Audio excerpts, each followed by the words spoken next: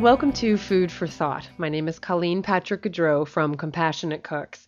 I founded Compassionate Cooks to empower people, to make informed food choices, and to debunk myths about vegetarianism and animal rights. I do this through cooking classes, articles and essays, workshops and lectures, a cooking DVD, and an award-winning cookbook called The Joy of Vegan Baking, and of course through this podcast. You can learn more about who we are and what we do by visiting compassionatecooks.com as well as joyofveganbaking.com. Today's sponsor is a Canadian listener. I'm convinced I have more Canadian listeners than American listeners, and her name is Anne Sturgeon. Anne sent me a beautiful email, and I thought I would just share it with you, and it includes a bit of her story. She wrote, "Dear Colleen, thank you for all you are doing to help reduce animal suffering and bringing about my true awakening. For so many years, I felt completely on my own when it came to trying to help animals.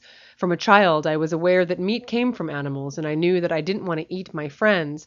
But slowly, as time passed, the very difficult child that I was, my mom would say fussy eater, bought into the lie that we were meant to eat meat, and sadly a point came when meat was the main focus of my main meals. That changed about 20 years ago, when as an adult with 2 children, I stepped out and declared I was vegetarian. Unfortunately, I believed a vegan diet was unhealthy and unnecessary, so I continued to eat eggs and dairy. The lie continued. Finally, I found the Christian Vegetarian Association, CVA, and my life changed. Suddenly, I was in contact with like-minded people committed to making a difference. I would go out leafleting, but still I had no like-minded friends to share my passion with. Thanks to the CVA, I was led to your site, and I've been one of your strongest fans ever since. I listen to your podcast while driving in my car, and it's like having a friend in the car with me. You're a breath of fresh air. I love the compassion you show and the gentle way you have of knocking holes in the opposition's claims. When I turned 50 in 2006, I decided that my birthday present to myself was to turn vegan. Life begins at 50. I couldn't believe the freedom it gave me. It was like a veil falling away. The knowledge of all those animals suffering just to make me unhealthy while contributing to global warming, it's crazy. I continued to leaflet for the CVA, but didn't feel I was reaching anybody. So in the spring of 2007, I started a small group in my home with the support of my husband. We call it ARG, an Animal Awareness Recreation Group. We meet about once every 6 weeks. In an evening, we include 2 documentary DVDs or 1 DVD and a guest speaker. Topics range from animals, the environment, our health, and sometimes touches on Christianity. We always have a vegan potluck. The smallest number of people that have attended has been 12, the largest 19.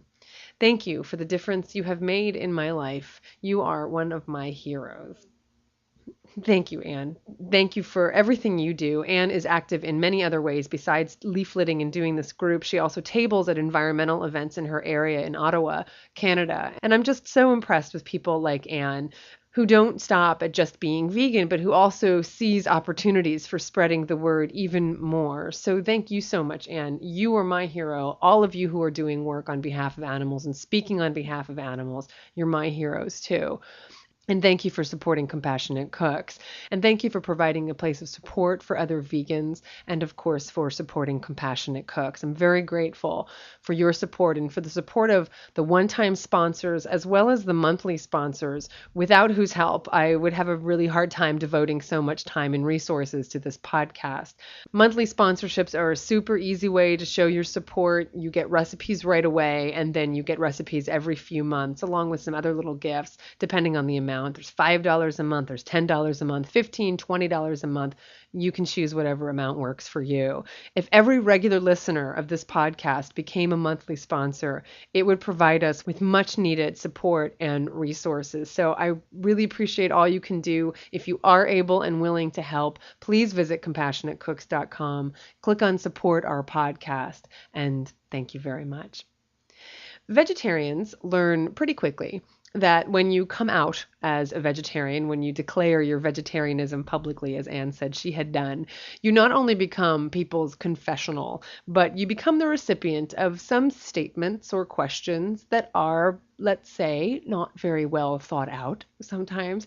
And it's really funny because though that person may have no idea that you've heard that question or comment a million times before, they pose it as if they've come up with the ultimate argument against vegetarianism that nobody else has thought of before. And though I think I've heard all of them by now, I'm sometimes still surprised. But in the spirit of good advocacy and good communication, I try to listen and respond with compassion because, frankly, I'm just thrilled that the topic comes up at all, that the conversation happens at all. The trick is to act like you are hearing the question for the first time.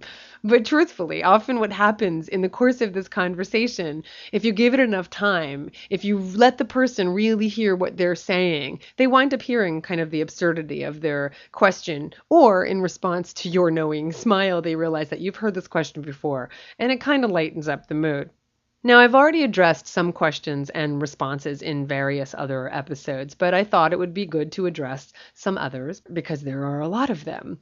And I titled this episode, Are You Serious? Because when the questions are the most absurd questions, I'll admit to having the occasional temptation to look at the person straight in the eye and say, Are you serious? Are you really asking me that question? Did that just come out of your mouth? Are you kidding? Right? But I don't say that because, first of all, I don't think it would be very effective to respond that way. That's not entirely true. I mean, if there's someone I'm really close with, if there's someone I have a comfortable relationship with, I will say that. I have said, like, are you serious? Come on. Because sometimes people really know how absurd their questions are. But that same question can be asked with just a change in tone, because I do think it's an important question. Are you serious? Sometimes people are just goading you on. Sometimes they're just making a joke that they think you've never heard before. They don't know that you've heard that joke over and over and over. Sometimes they're just trying to trivialize your genuine concern for animals. Sometimes they want to hear themselves talk. So I think it's really helpful to say, are you serious? Do you really want to have a conversation? Do you want me to respond to that? Are you really asking me that question? That way you can reel the dialogue in and get a really clear idea of your footing. Plus, you won't be wasting your breath, because if someone asks you a question that is absurd or obnoxious, if you start answering, first of all, you're already kind of getting into this absurd territory that I don't think is a really safe place to be. But also you might be defensive, you might feel annoyed, and so that's going to come out in your answer. So it also helps you gauge whether you should even waste your time or your breath, because again, the person's not always really interested in an answer when they ask you a question. So asking, are you serious? It helps you determine whether or not they're really serious before you respond, so you don't wind up feeling frustrated or belittled or caught off guard. Now, sometimes it's obvious, obviously, and I've talked a number of times about the importance of speaking your truth and really trying to understand where the other person is coming from and being willing to engage in a dialogue. Questions like, do you miss meat? Or aren't you hungry a lot? Those questions could be a real opportunity for discussion about food, about nutrition, about the practical aspects of being vegan, etc. But a question like, don't you care about plants? Is clearly designed to belittle your concern for animals and to try and catch you at being imperfect or hypocritical. Now, I'll return to this particular question in a moment, but knowing when to respond and when to just smile, I think, is really important. This is my personal opinion. You can take this or leave this. This is just how I look at it and how I approach it. And the reason I'm saying all this is because this being animal rights and our daily eating habits and our daily purchasing habits and our morals and our values and our ethics is a pretty big deal. And it can stir up really emotional reactions in people. And I know a lot of vegetarians who wind up feeling really upset or frustrated because they feel bullied, but also because they may not know the answers to some of the questions they're asked. And you know what? Some questions don't have to be answered. Some questions don't deserve to be answered. And we have to gauge that when we're talking to people. Don't feel you have to defend yourself all the time. There's a difference between speaking up for animals and speaking up for your truth and being defensive, defending yourself. You know what I mean? Also, if people think that you are just going to get upset every time the subject is brought up, they're probably not going to feel safe coming to you when they are genuinely interested, and they will be genuinely interested. It may not be right away, it may not be on your time frame, but just by being the vegan in the room, you will plant seeds. I guarantee it. Now, I don't want to imply that you act in such a way that's unnatural to you, but honestly, what I'm talking about here are communication and advocacy skills, right?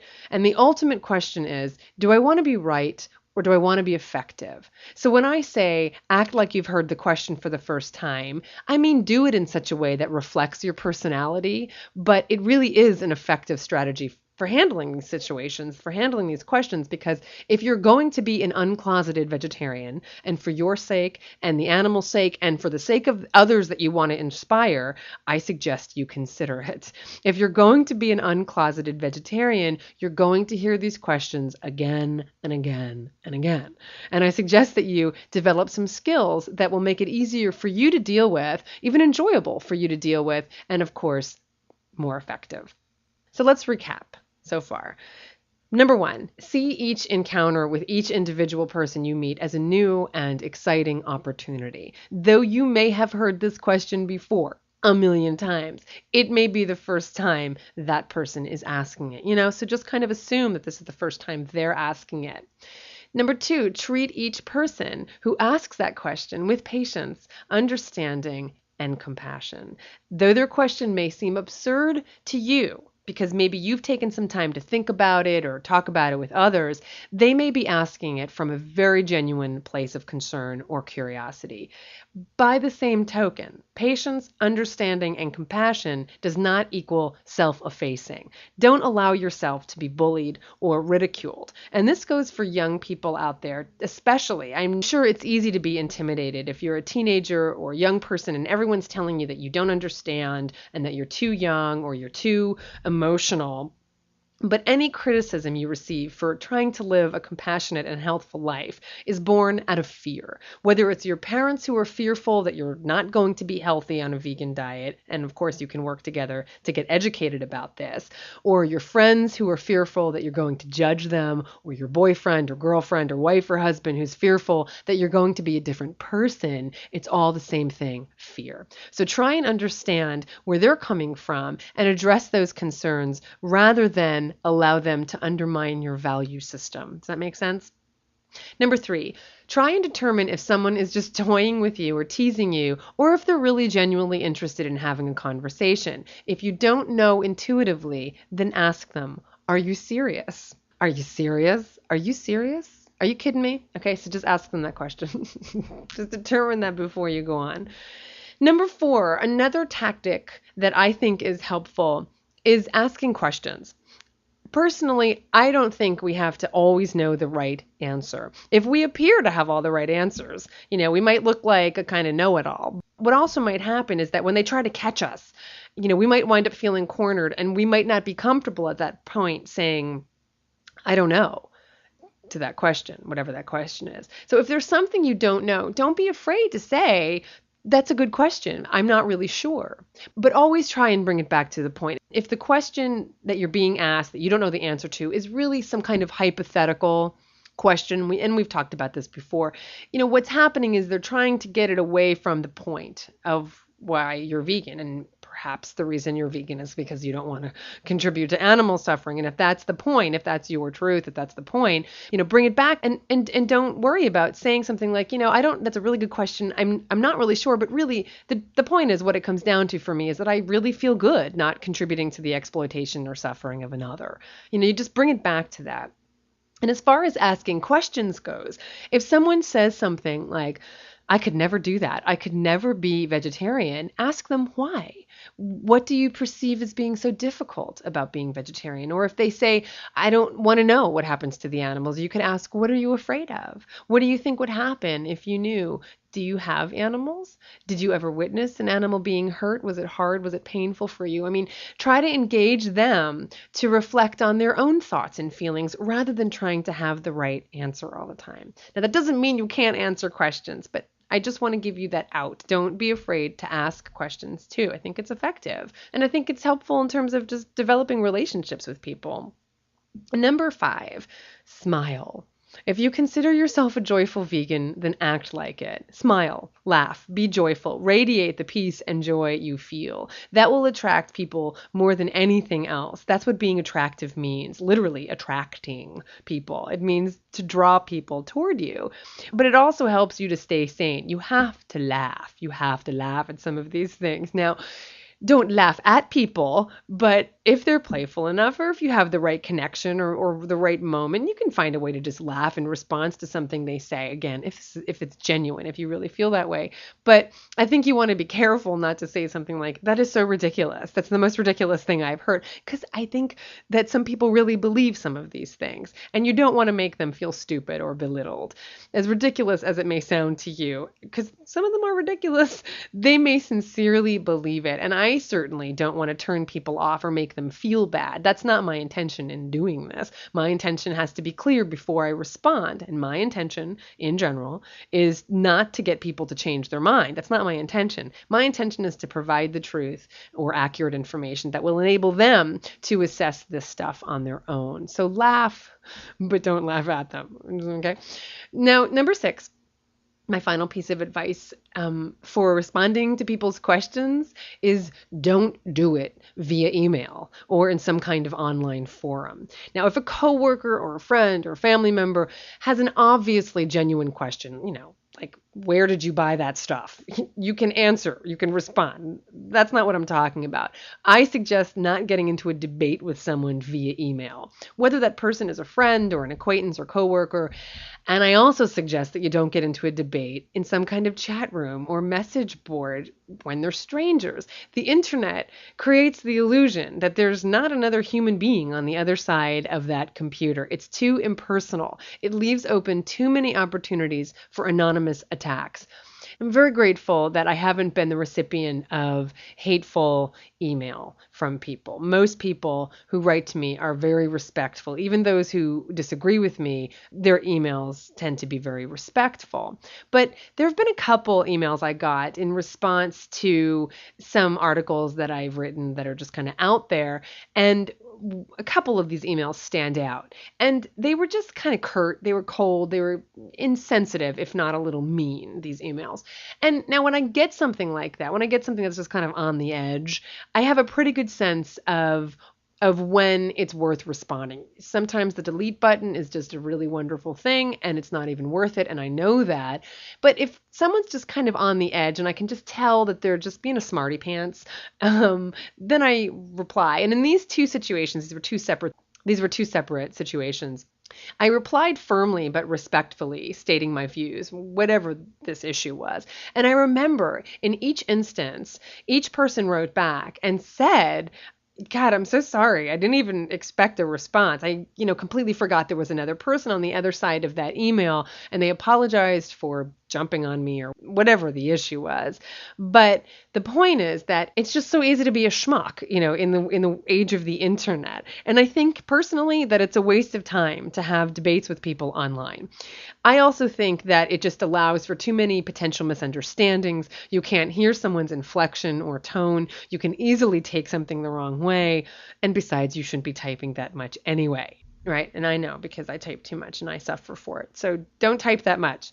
So unless someone is genuinely asking you for resources or advice or tips or recipes, keep the animal rights and vegan related discussions and debates face to face.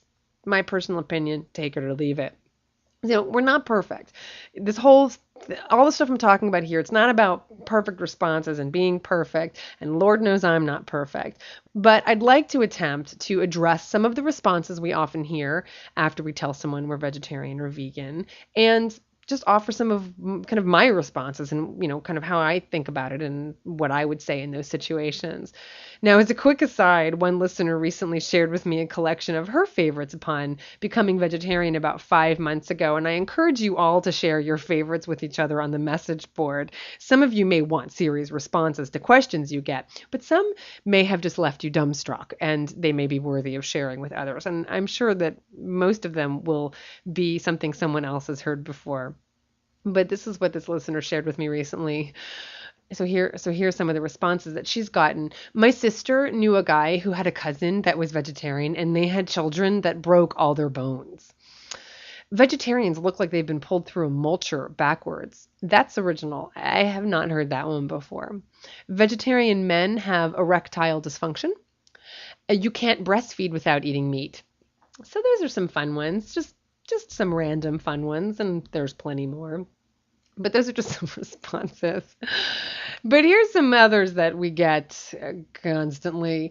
And the first one is farm animals will take over the world if we don't eat them, or the variation of that is if everyone went vegetarian, farm animals would take over. There would simply be too many farm animals. We'd be overrun with farm animals. Now, the long and short of this, of course, is that the 10 billion farmed animals that we kill each year in the US wouldn't be here if we didn't breed them in the first place. Farmed animals are not allowed to reproduce naturally. Farmers only breed animals when they can make a profit out of doing so, right?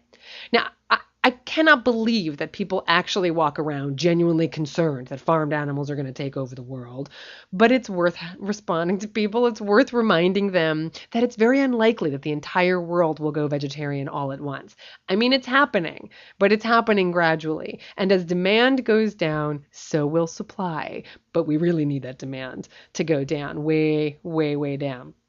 It's also helpful, I think, when you're responding to something like this to say that number, 10 billion, because I don't think that people know that number at all. I don't think people even know that 10 billion land animals are killed every year for human consumption. It's a good way of educating while you're clarifying. But in general, I do think it's helpful to have some facts, some numbers, some statistics in our head for that sort of thing. Just a few things. I personally have a horrible memory recall for statistics, but having a few in your brain is really helpful. They really stick with people. So just a few numbers that you can throw out there. So that's that. That's all I have to say about being overrun by farmed animals. But related to that is a question that goes something like, well, don't you care if farmed animals go extinct? If everybody went vegetarian, then farmed animals as we know them will go extinct. They won't be here anymore. Now, I don't know if I've talked about this before. I may have talked about this briefly, but I want to elaborate here. As you know, there is a lot of talk about the return to small animal-based farms, humane meat, and other such oxymorons, led by or supported by what has come to be known as the slow food movement. Now, I've said before, and I'll say it again, of course, I agree with the principles of simplifying the growing and transporting and eating of our food. What I don't agree with is the emphasis on animal-based foods, and obviously that's where we differ. And groups such as Slow Food USA don't just advocate eating animals, they romanticize it.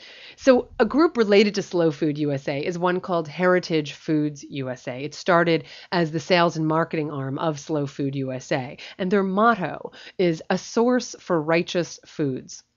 Alice Waters and Eric Schlosser and Bill Nyman are some of the advisory board members, and this place, Heritage Foods USA, is kind of a clearinghouse for cut up pigs and lambs and cut up cows and steer and cut up goats and bison and dead ducks and dead turkeys and dead chickens and all of this sort of thing. Their other motto is, we have to eat them to save them. Speaking, of course, about the animals. Now, I'll let them say this in their own words so you can hear this yourself. Just as the bald eagle and panda bear are on the brink of extinction in the wild, so are numerous varieties of livestock like bourbon red turkeys, red wattle pigs, Tunis sheep, barred Plymouth Rock chickens. If we want to save them, we must eat them. And Heritage Foods USA exists to help accomplish this goal by selling foods from small farms to consumers and wholesale accounts. Now, last I looked, not only did humans actually drive bald eagles, for instance, and pandas to the brink of extinction, and pandas, of course, are still threatened, but the campaign to save these animals did not include eating them. Their argument is that in order to save these animals, they have to create a marketplace for their flesh, in order to create a value for these animals, in order to save them. If they weren't so successful at feeding this bunk to a privileged public, it would sound like a big joke. And I say that because they don't care about these animals. What it comes down to, besides money, is taste. They have completely usurped the ethics. I mean, listen to that first motto, a source for righteous foods. And they've done such a brilliant job of marketing not meat, but ethics. They're not marketing dead animals, they're marketing tradition. They're not marketing violence, they're marketing emotions, emotional appeals to save these animals, to buy these products. Now, Michael Pollan uses the same argument when he writes, domestic animals only exist to the extent that we eat them. There would be no pigs, no chickens, no cows as we know them if people weren't eating them. I don't see domestication as something we've imposed on other species. I see it as a co-evolutionary arrangement where the animal gets something out of it as well. I'm not even going to comment on that. I'm just going to let you hear it again, and you can draw your own conclusions. This is all in Michael Pollan's words, domestic animals only exist to the extent that we eat them. There would be no pigs, no chickens, no cows as we know them if people weren't eating them. I don't see domestication as something we've imposed on other species. I see it as a co-evolutionary arrangement where the animal gets something out of it as well. So, according to this argument, by not eating animals, I actually care about them less because I'm contributing to the extinction of animals by not eating them. And it's very tempting to respond to this one with, are you serious? The trouble is they are serious. So let's be honest. We can protect wild species, even the so-called heritage species from which we have built the animal machines of today, without killing and eating them. And no, in fact, I don't have a problem with certain lines of domestic animals going extinct. What we have done to these animals is not normal. They're not normal animals. If you've ever seen the size of a domestic pig, or if you've ever witnessed the trouble with which huge-breasted turkeys walk, or if you remember that chickens grow to full growth in 6 weeks, a process that would normally take 6 months, you would know what I mean when I say that I don't believe that there's anything humane or kind about continuing to breed animals in such a way. But I don't have to eat their heritage-bred ancestors in order to save them. And as people become vegetarian and the demand goes down and the numbers of domesticated animals decreases, their wild ancestors can be protected and they could be allowed to forage in the wild like they used to do. The wild animals we kill in order to protect livestock, they'll have their rightful place in the natural order of things and be free. Only good can come from a paradigm where humans aren't imposing their will upon other animals. That's the higher ethic, and animal advocates need to claim that ethic. Okay, so moving on. Now this one barely deserves any energy, but because it comes up enough, I thought I would include it here. Don't you care about plants? They're alive. Don't you have a problem killing plants? It's often asked as somewhat of a joke, but people do tend to expect a response to this question. Look, plants do not have pain receptors. They do not have nerves. They do not have a central nervous system. If you don't have pain receptors, you don't feel pain. But this question is usually meant to distract you from the real point, which is the suffering of animals. And so I usually say that we may learn some things about plants that we don't know right now, and I may have to reassess my values then. But what we do know right now, for sure, is that animals do feel pain. They do have pain receptors. They do have nerves. They do have a central nervous system, and they suffer just like we do. That's the point. And in terms of living simply and honoring the land, because I'm not suggesting that I don't care about all of the elements in an ecosystem, eating a plant-based diet means that I'm treading more lightly on the land than I did when I did eat animals, because as a meat eater, I was responsible for more plants being killed than I am as a vegan because of all the plants that animals raised to be killed have to eat. All right? So I think this question offers an opportunity to stay focused on the issue at hand and bringing it back to the animals and compassion and simplicity and trying not to get into some scientific debate about plants. And it often comes back to what we've talked about before, where people are trying to catch you at being hypocritical. And obviously we're all doing the best we can. I'm not advocating any kind of perfect, pure self-righteous lifestyle. That's not what I'm doing. And that's often where they're kind of going with that when they bring up the plant question, but just stay on point. One response that I know some of you have gotten is The problem is just too big. Your being vegetarian isn't making a difference.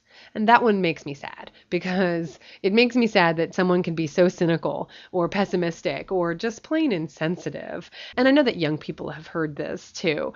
Of course, being vegetarian makes a difference. It makes a huge difference to the animals you're not eating.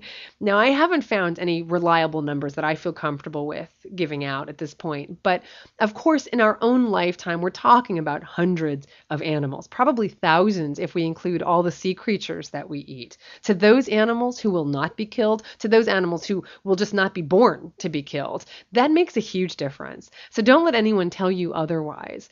And as you know, the potential number of people inspired by you just living your truth is huge. So that's more animals who will be saved, more people who will be empowered, and so on and so on. So you're making a huge difference.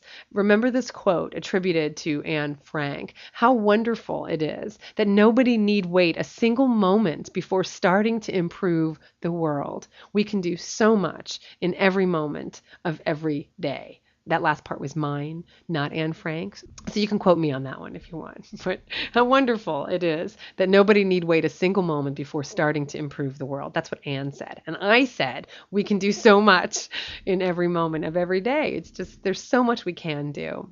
So another question that's kind of popular right now is you're killing animals by being vegetarian because of all the insects and animals killed to clear the land for vegetable crops, and because of all the combines that kill small animals when crops are harvested.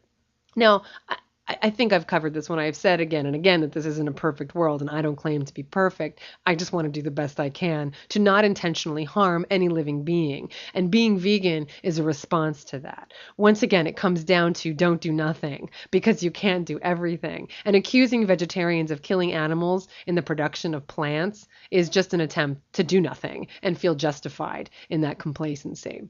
The bottom line is that between the actual animals killed for human consumption, 10 billion land, about 45 billion total, including aquatic animals per year in the US. Between the number of wild animals that are killed to protect grazing livestock, it's about 3 million per year in the US. Between the number of animals killed in the production and harvesting of grain that's grown to be fed to the grain-fed livestock animals, we're talking about a lot of animals.